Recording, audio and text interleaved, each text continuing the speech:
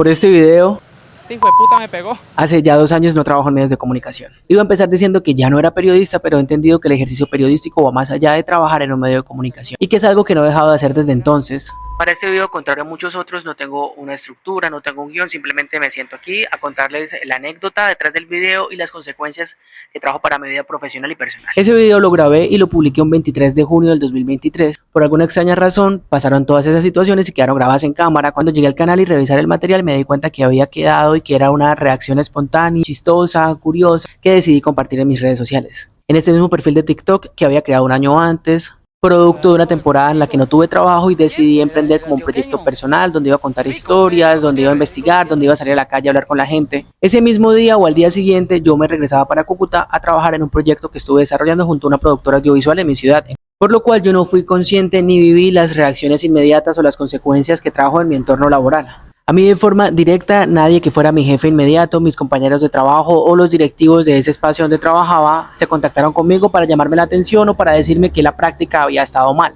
Al contrario, yo empecé a experimentar la respuesta de un público que empezó a ver el contenido, que incluso se empezó a replicar en otras páginas de Instagram, por lo cual las reproducciones se multiplicaron. El video de mi cuenta de TikTok tiene más de 6 millones de reproducciones y nunca pensé que un par de malas palabras o de groserías iba a generar toda una ola de negatividad en mi contra. Y lo que pasó durante mi viaje a Cúcuta, que se prolongó por un mes mientras yo estaba viviendo mi momento influencer, era que en la empresa donde trabajaba se empezaron a gestar comentarios negativos en mi contra, donde se habló hasta de una terminación de mi contrato. Lo primero que noté al regresar a la ciudad donde trabajaba es que la actitud de muchos de mis compañeros cambió. Afortunado o desafortunadamente, el hecho de que estuviera trabajando en un proyecto que se iba a transmitir en esa empresa hizo como que las aguas se calmaron un poco. Les preocupó que se haya manchado el nombre de la empresa, que mucha gente haya referenciado a un periodista boquisucio con una empresa de tanto prestigio. El escándalo fueron las groserías. Y no que este fuera un escenario o un panfleto político para intereses personales y políticos de unos pocos.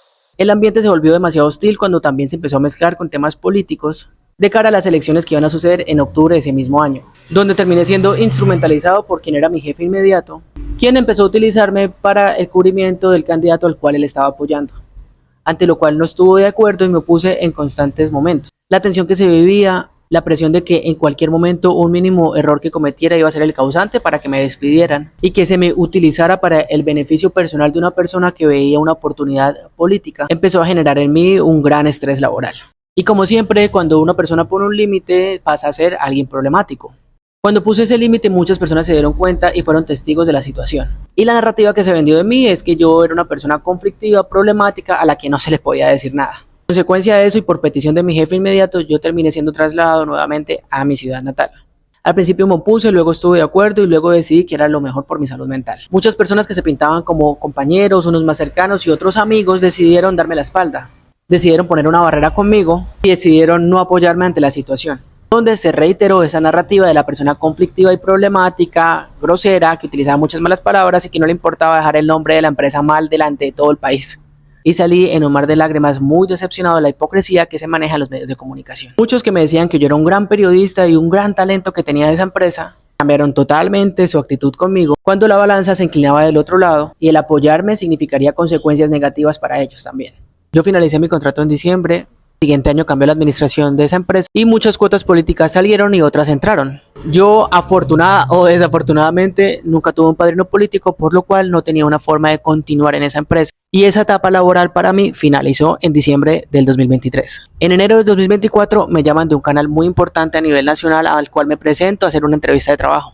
Llego a las instalaciones de esta empresa, me doy cuenta que la persona encargada de hacerme la entrevista me hace el comentario de mi video viral. Alguien minutos antes de que yo entrara a la entrevista le había comentado y le había mostrado. Inmediatamente me di cuenta que no era una señal positiva.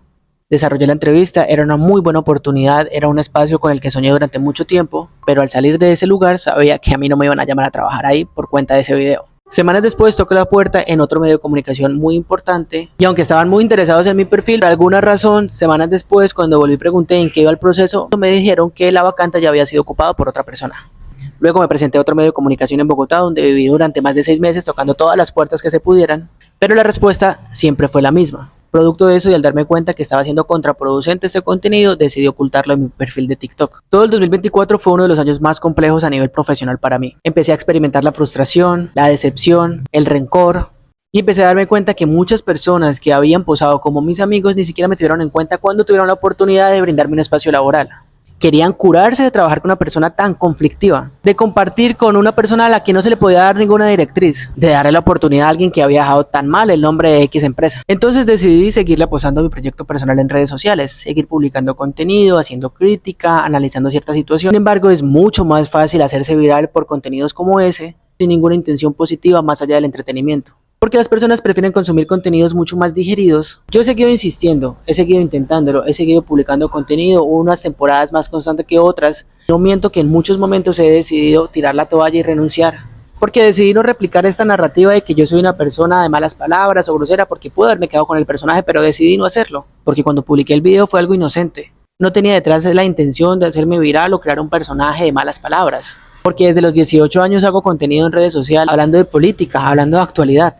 Y que muchas personas se hayan quedado con la imagen del Jesús Roballo de ese video y no del profesional crítico que desde el 2018 tiene un proyecto en redes sociales. 2 años después, luego de que mi carrera profesional tomó otro enfoque, otro rumbo, decidí apostarle nuevamente a este proyecto, pero siendo muy fiel a mi esencia, a mis sueños, a mi vocación, a mi personalidad crítica, con carácter, con ética profesional, con criterio. Me di cuenta que una narrativa negativa puede aplastarlo todo.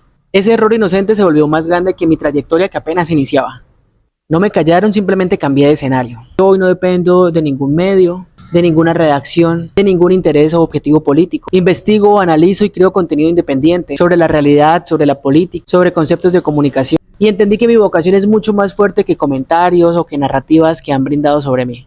Yo no niego que eso causó una gran herida en mí y que en algún momento afectó a los sueños de ese Jesús Roballo que toda la vida quiso ser un periodista, quiso trabajar en medios de comunicación, amaba las cámaras.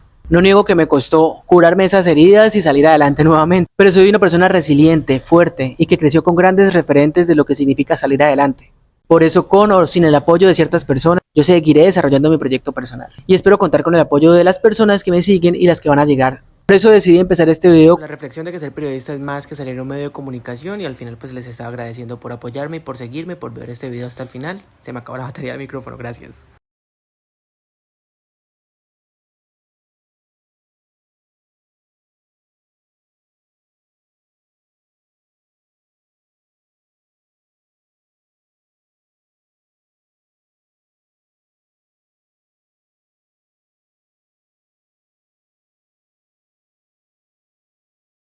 Les decía que había empezado con esa reflexión porque sigo haciendo periodismo, pero esta vez de forma independiente, y les agradecía por ver mi contenido. Y chao, se me había descargado el micrófono, bye.